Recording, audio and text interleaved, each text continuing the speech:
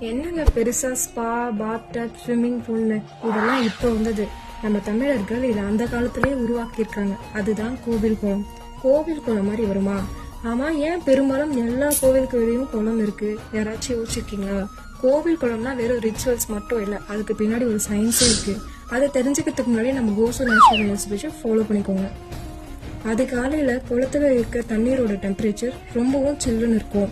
அதில் குளிக்கிறது மூலமா ரத்த ஓட்டம் அதிகரிக்கும். அதனால மலச்சிக்கல், உயர் ரத்த அழுத்தம், தூக்கமின்மை, சரும பிரச்சனை போன்ற பிரச்சனைகளை குணப்படுத்தும். இதுக்கு பேர் தான் நேச்சுரோபதியில ஹைட்ரோதெரப்பின்னு சொல்லுவாங்க.